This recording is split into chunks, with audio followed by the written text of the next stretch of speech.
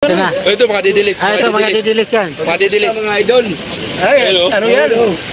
Wala yan mga didilis, sira ulo yan. Ayan, sila ulo. Dotae, sira ulo ka, putangin mo. Minuro tayo mga Oh, kababayan. dotae, putangin mo. Yan, grabe, minuro tayo mga kababayan. This is my right. Oh, karapatan na daw yan. Putangin na ka, dotae ka, putangin mo. Dotae, putangin mo. Akala nito, takot ako sa iyo. Gusto, suntukan po tayo dito. Pero sa mga Bisayang sira ulo. Oh. Katulad kay dotae, Bisayang buwang. Sino sinusuportahan mo ngayon, sir?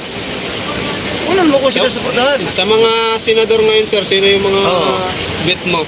Ang ano ko lang dyan, ano, ang bago ko dyan si Binora Balos, saka si Abi Binay. Sa Bibinay. Sa ano, sir, sa kakamping, sino yung mga... Parang dalawa lang sila eh. Si Keiko Pangilinan saka si Gawakino, dalawa lang sila. Eh, yung line-up ni Duterte at saka line-up ni BBM. Ay, wala yun. Ganun yun. Bagsak lahat.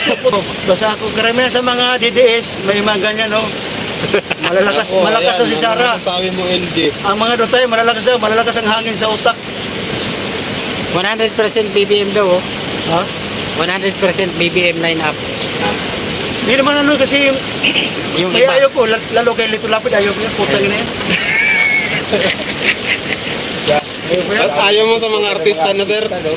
Ayaw mo na sa mga artista? Wala, putang ina, wala namang gano'n. Hindi naman si Ruby Padilla, putang ina. May, saan ka makakita ng sonero may yung nakatirintas pa yung buklit ng putang ina. Pataas pagbungot ba? Tapos wala. Ano na nangyayari sa bansa natin ngayon? Ayan guys, may kanya-kanya naman tayong opinion. Sana Oo, walang magalit. Wag sanang magalit. Basta ang mga dota putang ina nyo. Kuya. Putang ina nyo. Sabi mo si Duterte, suntukan kami, putang ina nyo. Basta, Nakuinamo na. basta walang baril-barilan, walang bodyguard. Walang Suntukan lang. walang hitman. Ako. Suntukan kami sa kalsada ni Bastes maghapon kung sino yung matibay sa amin dalawa. Walang hitman kasi ang sabi nila matapang Duterte. daw. Ang taong matapang hindi mo kailangan hitman, baril o bodyguard kasi matapang ka. Oo. O hinahamo kita Bastes Duterte, suntukan tayo. Nakuha naman si Basti Duterte ng So, suntukan. walang hitman, walang bodyguard, walang baril kasi matapang eh. Oo. Ibang taong matapang hindi na kailangan magano lang suntukan. Hanggang mahapon kung sino yung unang mamatay sa amin dalawa. Kuya, sabi Sa tingin mo, sir, kaya mo si Basti? Nag-gym daw yun. Ay, wala akong pagkakita. Nag-gym ka ba? Kaya ko yan, kahit hindi ako nag-gym, kaya ko maghapon kami suntukan sa gitna. Kung sino yung mga kakapusin ng hininga sa amin dalawa. Oh, galit na galit ako sa mga Duterte talaga. Sir, bakit ganun ka na lamang kagalit sa mga Duterte? Bakit ako galit sa mga Duterte? Putang ina, si Duterte ang drug lord. Mapagpanggap, kunwari, tapos ang daming Pilipino namatay dyan. Mga mahihirap, hiro mo yun, no? Kuya, 30,000? may nag-comment dito. 30,000 Asko daw. Isang buhay niya. Asko daw ang pangalan mo, kuya. O, Romel Orcolio, manood ka sa live Ayan ko o, sa YouTube. grabe, sobrang tabang ni Kuya, kuya. Meron akong TikTok, Talagang palagi ako nagbabayad sa TikTok. O, Ayan, Romel o. Orcolio. nilalabas na ni kuya. Talagang walang Palagi ako takot ito. nagbabayad sa TikTok. Ako palagi nagbabayad. Pinagmamura ko yung mga Duterte. Oh, Oo nga, napanood ko nga ito din. Sa TikTok. Oo, napanood ko. palagi ako, sikat ako sa TikTok. Palagi ako nagbabayad. Palagi ako nagbabayad sa TikTok eh. Nagbubuwis ako ng 10 million dyan. Sa TikTok, pinagmamura ko yung si Duterte. Putang ina yan. Sabi nga nakano nila. nga ako doon, nakapanood ako, nila. pero sabi nila, Sabi nila, hindi ako. Panayan po tayo Bakit dito hindi na ako natatakot? Natatakot kita. Puta, hampas ko pa yung ulo. Well, hindi naman dati siyang kakampi. pero Ngayon, sabi pero nila, suportado niya ngayon yung kaya ka daw government. nakapagsalita dyan dahil binabayaran ka daw ng kakamping. Galit na galit. Flat by Marlica. Marami pa sila dyan, mga sirang ulo dyan. Yung mga supporter ni BBM, yung mga vlogger niya, okay. Magkakasundo kami kasi nga gusto ko nga magsama na lang yung kakampi sa BBM. More on positive lang. Gusto mo, sir, magkasama na lang? Oo, kasi nga ano, okay naman kami. Oo. More on positive lang din Yung mga ginagawa ni BBM, okay kami. Hindi kami kumukontra. Pag mayroon lang kunting ano, yung ano lang, pero okay si BBM.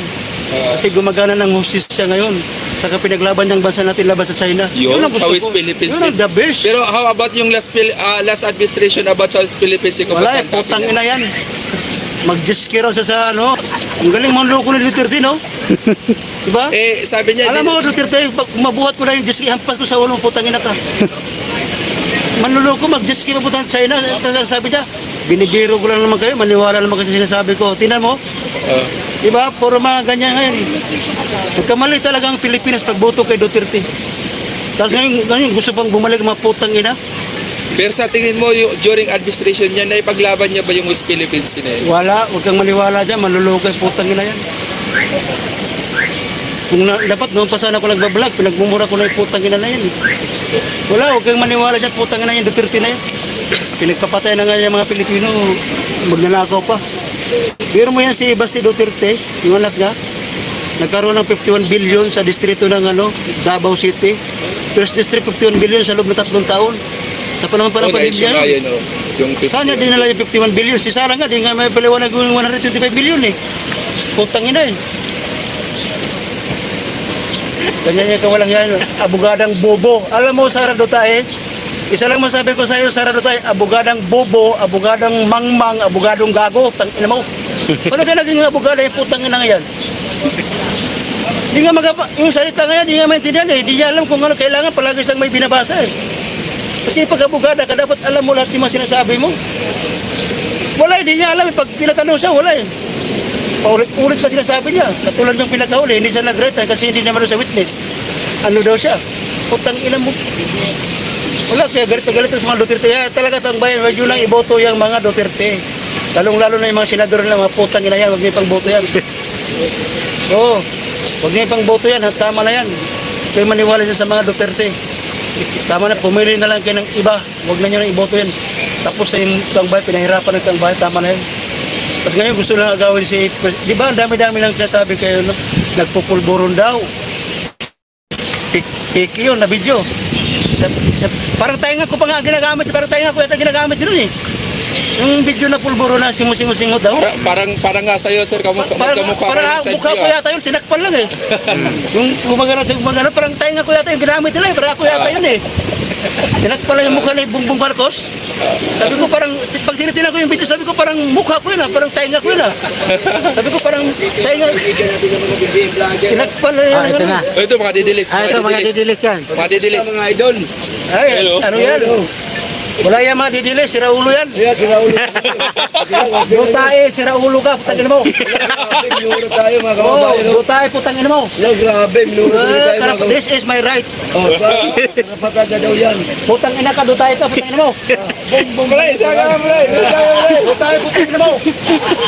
Akala nito, takot ako sa'yo. Gusto, suntukan po tayo dito. Oy, pre. Oh, nagkakainito na. Ito, lini, Hoy. dito. Lini. Lini. Ito, Magka-high blood ka. dutae, putangin mo. Lini. Hoy. Halika daw. Didilis, halika kayo, Oh, didilis. yan, taga Davao yan, vlogger na yan. Oh, sila lang. Taga Davao yan. Minsan pumunta na kami ng Davao. Si KPL. Basta na ano yan, nakikita ko pala yan eh. Taga Davao yan. Hindi ba kalapit yung mga didilis? Talagang mamurahin ko sila sa vlog na, putangin na. Diba, pinagumura ko, putangin na mo, dutae ka, tangin na. Di ba tatagal? Hindi kayo ubra sa akin, putangin na. Hindi talaga kayo ubra sa akin, putangin na. Hoy, may kakampi ka na, oh. Ayan.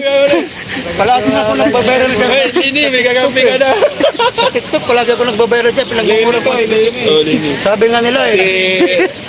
Sabi nga nila. Sabi nila, hindi na ako nakakalabas. Kasi malapit na daw ako mamatay, putangin. Pero boss, sa gitna ng maraming sumusuporta sa'yo, meron din mga basher. Ano yung masabi mo na may nagko-comment kasi nagogorgorin ka daw? Puro nga condolence eh. Ay, wala akong pakialam.